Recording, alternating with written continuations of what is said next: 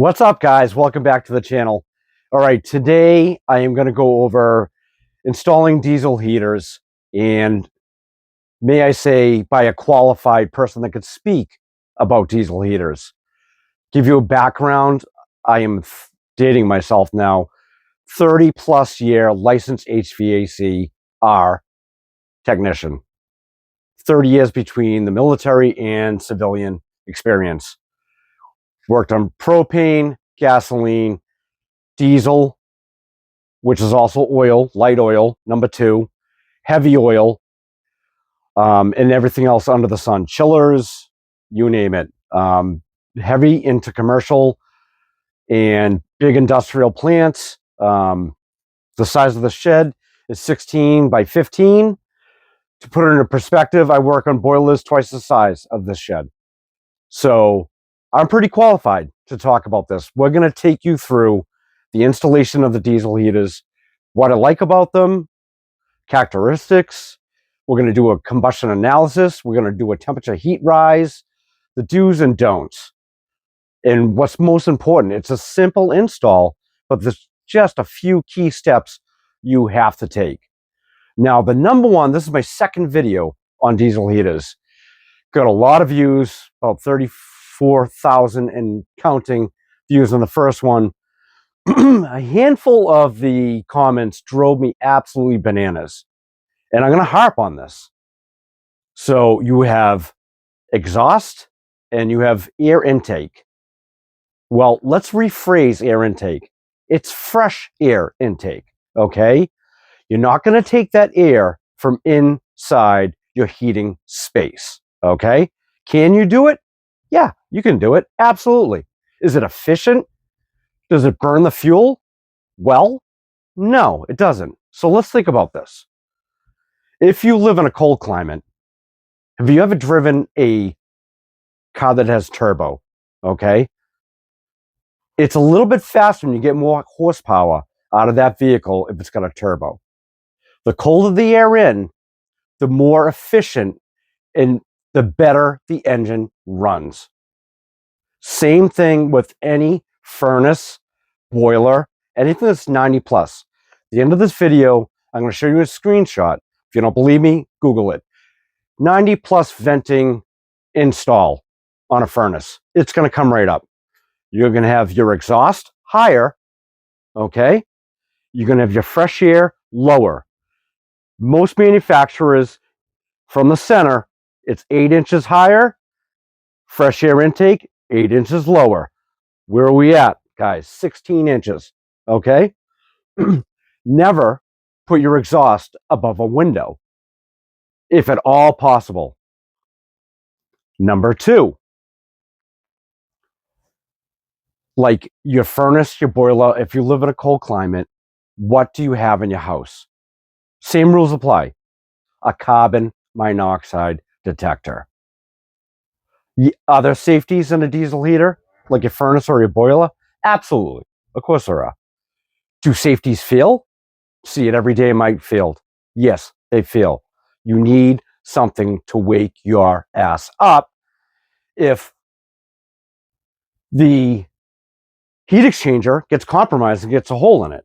There are safeties, but do you really want to rely on a safety for your life? Get yourself a carbon monoxide detector, which I have in the shed right over here.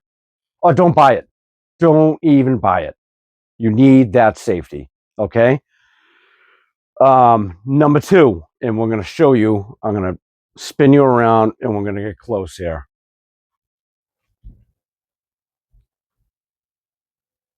All right. So here is the diesel heater, and I have one in the new addition part of my shed that I'm going to show you in a moment. When you do your exhaust, it has to be sloped downward. Never level, never up. Why? Because combustion, the heat, it condensates. It will rot out your heat exchanger. You have to pitch it down. Extremely important. Number two, get your fresh air, and I'll show you outside. Get your fresh air outside. I'm calling it fresh air because it wants it outside, okay? take that air from outside. If you don't, not only will your diesel heater not run as efficiently, think of it this way. If you're taking your air inside, where is that air coming from? Guess what? All your cracks. All your cracks, little window seams. Now you're bringing cold air inside what you're trying to heat. That is absolutely insanity to me. So the people that commented in my last videos, guys, I'm a 30-year licensed HVAC tech. Trust me. And I'm going to prove it to you on my combustion analyzer. It'll burn efficiently, cleaner. You're going to get more BTUs out of it. Your temperature heat rise is going to be better. It's just all good. All right, so let's do a startup on this one right here.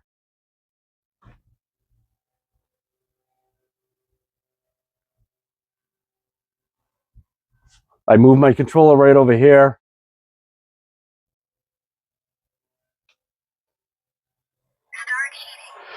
Now, they take about 2 minutes to start up, go through the safety check. It's proving your fan speed, and then your glow plug is going to, and there it goes right there. I'm going to take you off right now.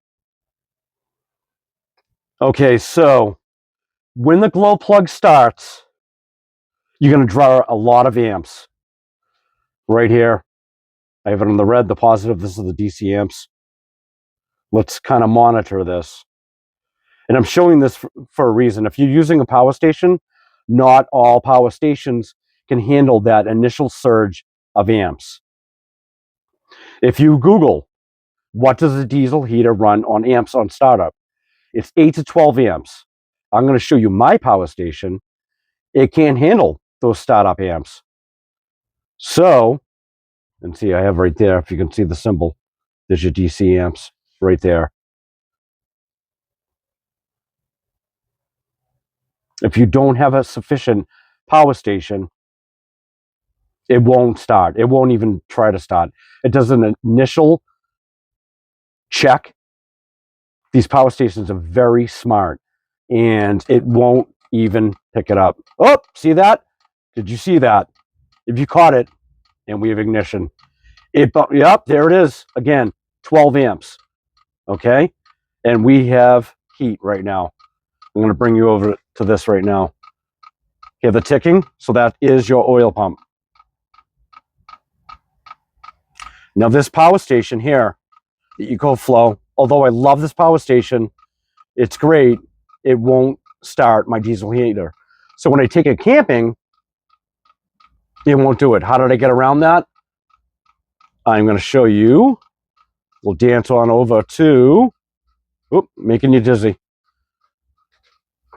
A simple AC DC inverter. Take it around.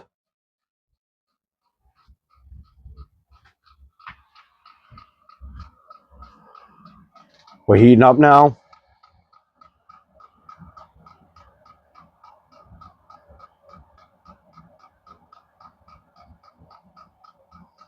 And as you're looking at this install, before you even comment, Scott, why do you have it up on the bench?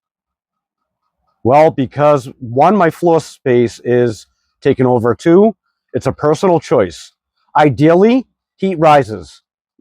Of course, put it down on the floor. I'm not concerned about it, but if you want the best heat, bang for your buck, absolutely put it down low. Heat rises. For me, again, it's a personal choice. I actually utilize this exhaust to warm things up. No, I've never burnt myself on it. Now, the diesel heaters have different characteristics. Do your research. All of them have your temperature control. Some are Bluetooth, some are not. You can crank them right down. See that? And then the pump will start going faster. This particular one, this stays in the shed all the time. We're going to let this heat up, and I'm going to do a temperature rise. Then I'm going to go outside. I'm going to do a combustion analysis to see how efficient it is. Currently, it's not that cold out. Not the best day to do the video. It was 40 degrees, but I had some errands to do, and temperatures rising.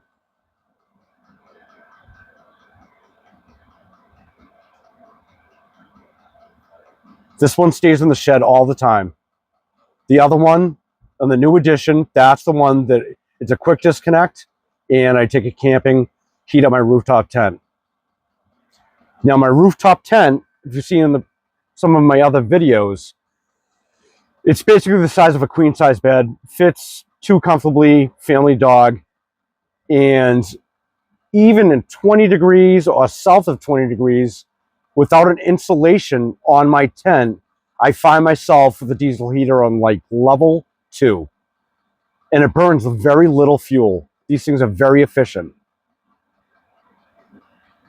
Fun fact about diesel heaters, the Germans invented this technology, and they had the patent decades ago. The ones that invented it, and now they're all made from China. All the diesel heaters that you're going to find, that I have found, are from China. So this thing's really cranking up right now.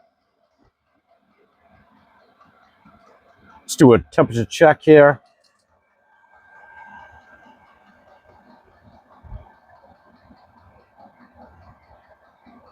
About 70 degrees.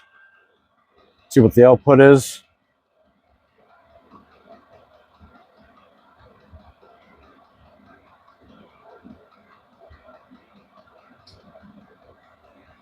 That's impressive.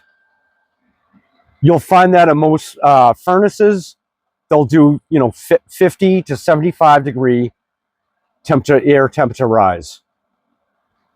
Now, I have this diesel heater in this original part of the shed, 8x16, uninsulated. It's now 90% insulated, and I would get about, after running about an hour or two, it would bring up my temperature to 20 degrees. Whatever outside was, if it was 30, it would bring it up to 50.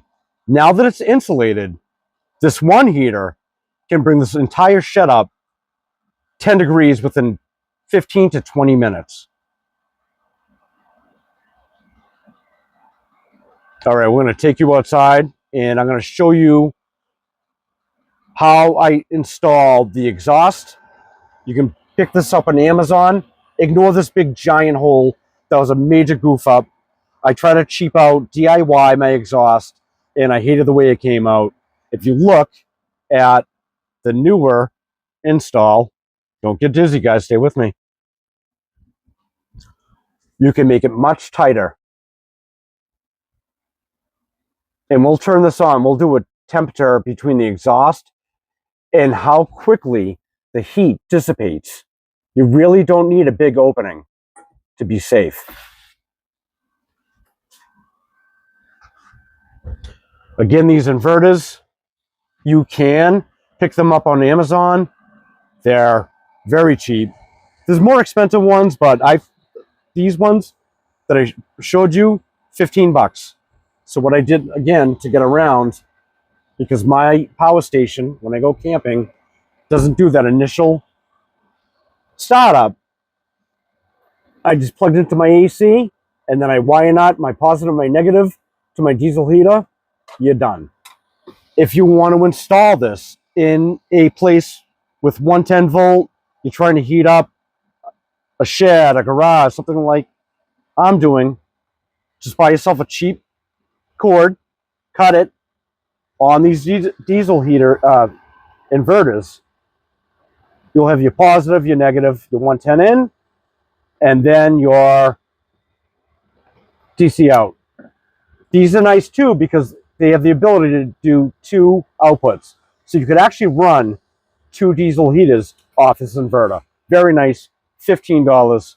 Okay, without further ado, let's go outside and do a combustion analysis. Okay, guys, so as I explained to you before, the importance of, to the right, your fresh air intake, to your left, your exhaust. Again, that stainless steel exhaust for a nice finished piece, I believe is like $20-ish. Um, just just go for it. It's a nice, clean stainless steel. It's a great heat sink. It dissipates the heat really well. Do that. Now, I explained to you, if you Google 90 plus furnace, they're going to show you that gooseneck, your fresh air down lower, your exhaust higher. If you look at how I did this, one, I have my exhaust, there's no windows here, okay? And then my fresh air intake is almost 3 feet away. It's lower. Is it 16 inches? No. I've been doing this 30 years. There's no way that exhaust up higher is going to whip around the corner and get into my air intake. It's not happening. Leave a comment. I beg to differ. Okay, so now we're going to bring this up. We have number 2 oil. Yes, number 2 oil is light oil, which is diesel. The difference between number 2 oil and diesel, same exact thing. They tint it and it's taxed. Gas station home heating oil is not taxed. That's how you'll see it, either pink or clear.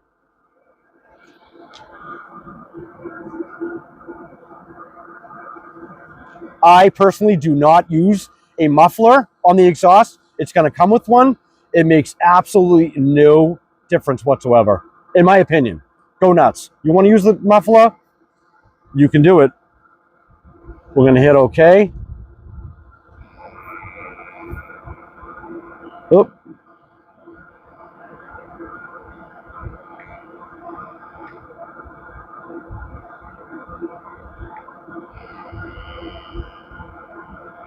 Number 2 oil, i.e.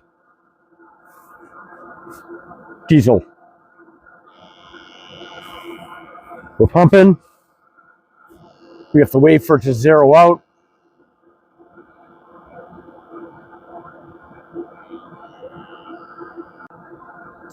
We are zeroed. Okay, let's test.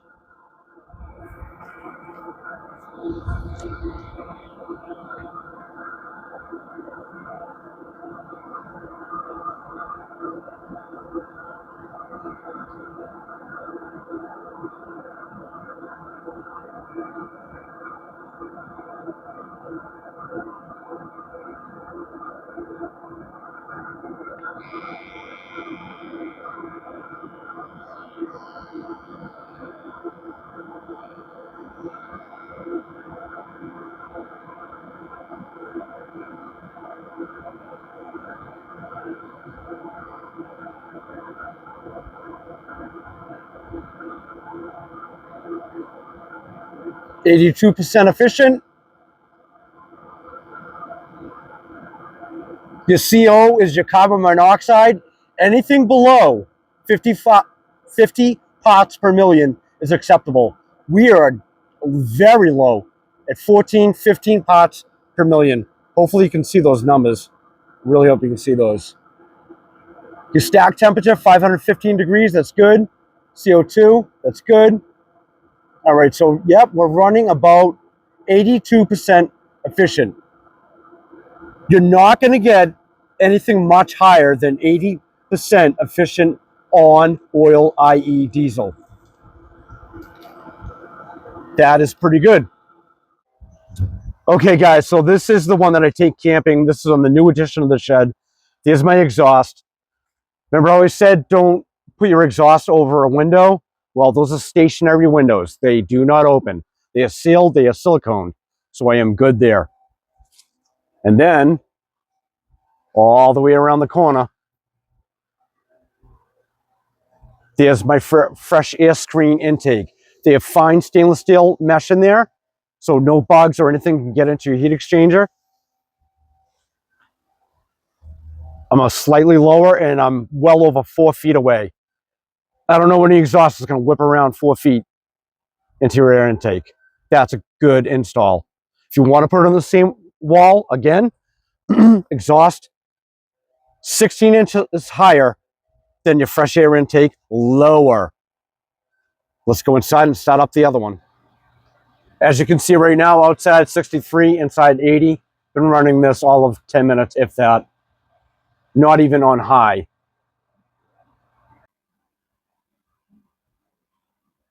Again, guys, do your research. There's all different styles of diesel heaters. Where your exhaust is, the front, underneath, fresh air intake, Bluetooth, not Bluetooth. The Bluetooth is very nice because I can actually, from my window, my house is about 80 feet away from the shed, and I can turn on via my phone, pre-warm up my shed, 20 minutes, half hour before I go out, dead of winter, and warm the shed nicely. I like this one, and this is the one that I quick disconnect taking camping because for whatever reason, and I can't explain it, same BTU output as the other one in the older part of the shed. This one seems to burn less diesel. However, this particular model, the oil pump is louder, i.e. diesel pump. How can you get around that, Scott? Take some insulation tape, take the top cover off. You can take some insulation tape and quiet that down. I have not done that as of yet, but you could definitely quiet it down. And this one, again, I've run this thing for 15 hours and used maybe like 20% of the diesel on this one. But I'll show you a startup on this.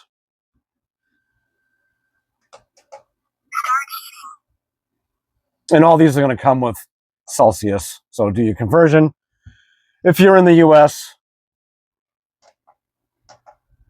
that's max 36 Celsius. And again, you have 10 to 12 settings. You can go all the way down. And we're going to turn it down because, like I said, the oil pump is loud. Let that do its thing. It's going to go through its safeties. Now, again, I told you about what comes with the diesel heater. They're going to give you a piece, fresh air intake hose. You can stretch it a little bit, not too much, or you will break it. Very flexible. They're going to provide you with some hose clamps. They're going to give you, and that's stainless steel. I call it a bird screen, or insect screen, if you will, so you're not getting anything into your heat exchanger. What are the three products of combustion, guys? Air, fuel, ignition source. So if you have your air intake, you have your glow plug, and your fuel. Going through its safeties. And that's the lowest it will go is 8 Celsius, all the way up to 36 Celsius. And these things crank. Here, the oil pump.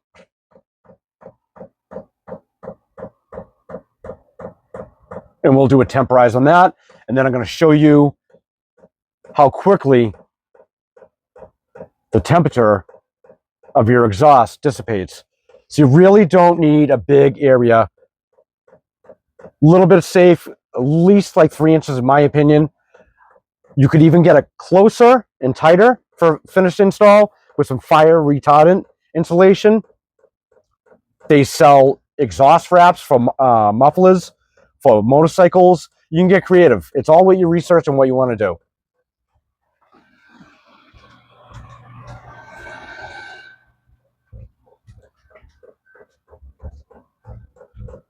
We're starting to heat up, guys. If you like this video, if you're still watching, like, comment, subscribe. Doesn't cost you a dime. Help me break the algorithm of YouTube. Trying to get to 1,000 subscribers. Help me out, guys. We're kicking up right now. Fuel pump is on.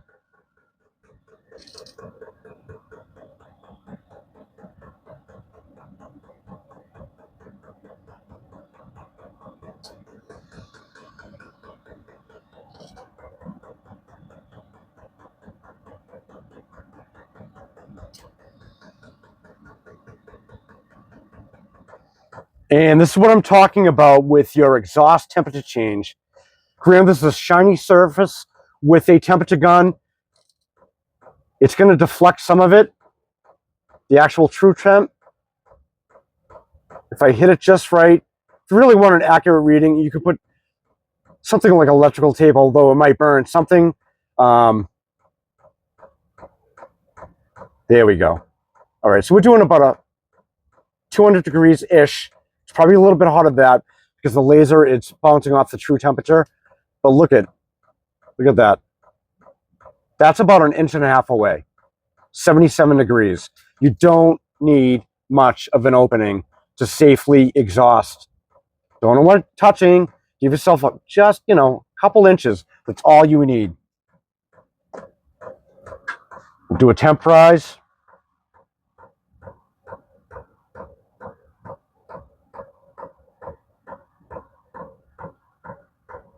$235.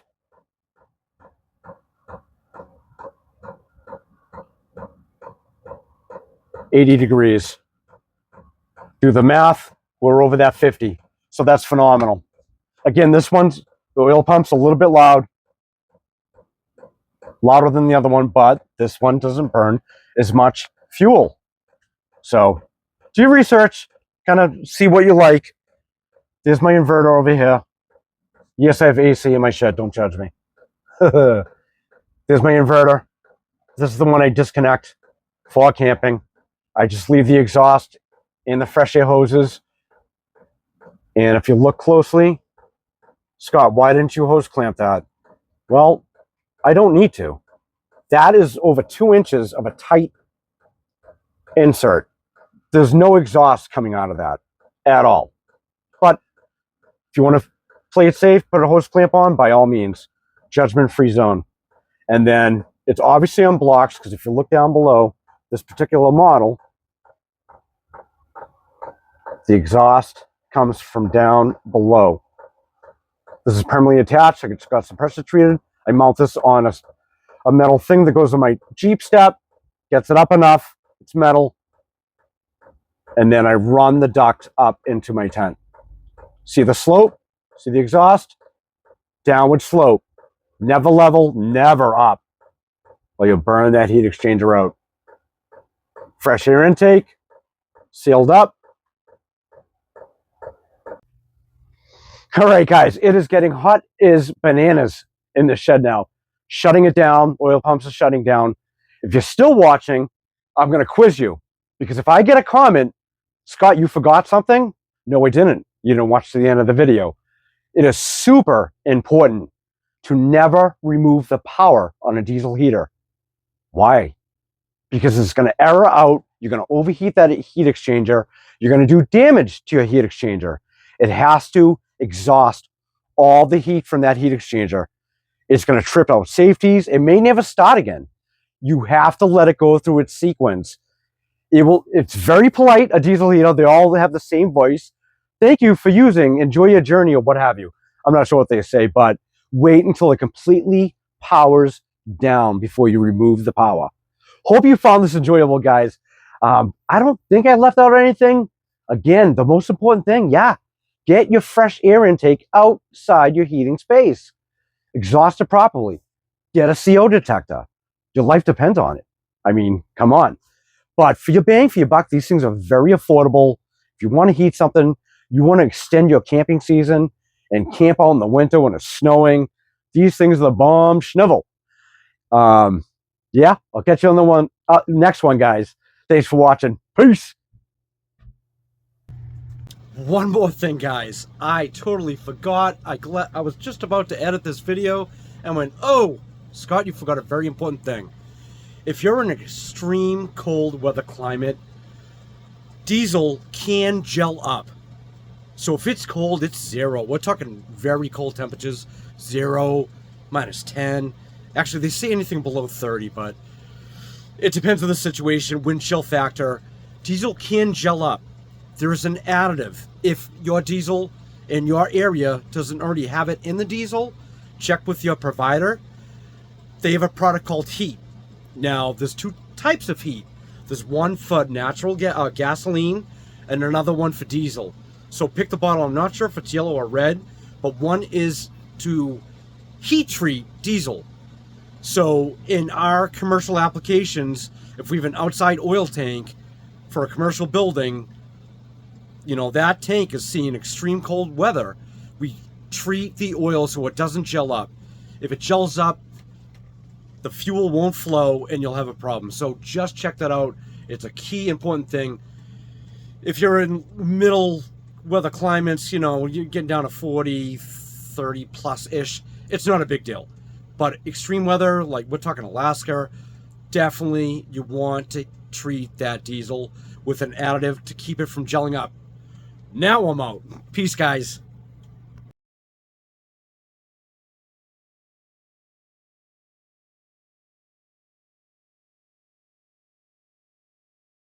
You have been watching Rubicon Romas. My name is Scott, and until the next one, get outside and feel alive. I'm gone.